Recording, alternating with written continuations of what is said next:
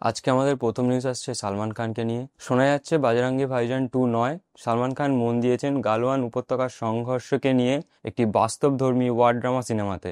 এই সিনেমাটি পরিচালনা করছেন অপূর্ব লাখিয়া, যিনি এর আগে শুট আউট অ্যান্ড লোখান্ডওয়ালা সিনেমাটি পরিচালনা করেছিলেন। এই সিনেমাতে সালমান খান একটি ভারতীয় সেনার চরিত্রে দেখা যাবে, যিনি 200 জন জওয়ানকে নেতৃত্ব দেবেন 1200 PLA সৈন্যের বিরুদ্ধে। শুটিং শুরু হবে আগস্ট ও সেপ্টেম্বর মাস থেকে।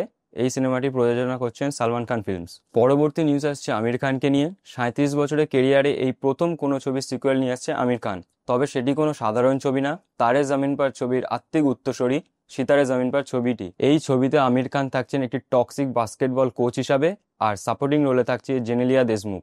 এই সিনেমাটি রিলিজ হবে 20 জুন 2025 সালে।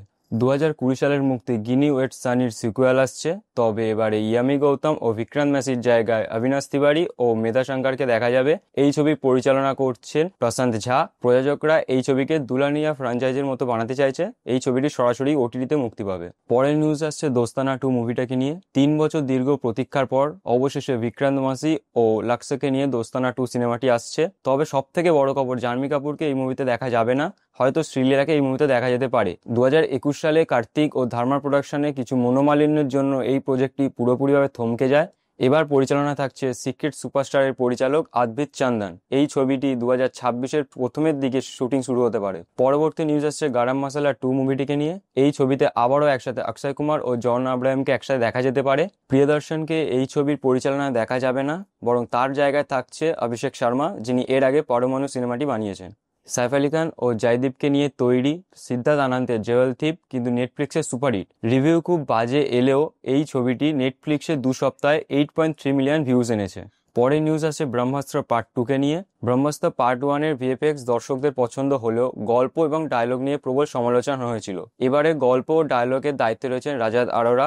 এই পার্টে দেব ও অমৃতার গল্পকে দেখানো হবে। দীপিকা পাডুকোন অমৃতার চরিত্রে নিশ্চিত হলেও দেবকে হবে সেটি এখনো জানা যায়নি। পরবর্তী নিউজ আসছে অক্ষয় কুমার ও প্রিয়দর্শনকে নিয়ে। তারা একসাথে 3টি আলাদা আলাদা প্রজেক্টে কাজ করছে। প্রথম ভূত বাংলা, যেটি একটি হরর কমেডি এবং প্রযোজনা রয়েছে একতা কাপুর।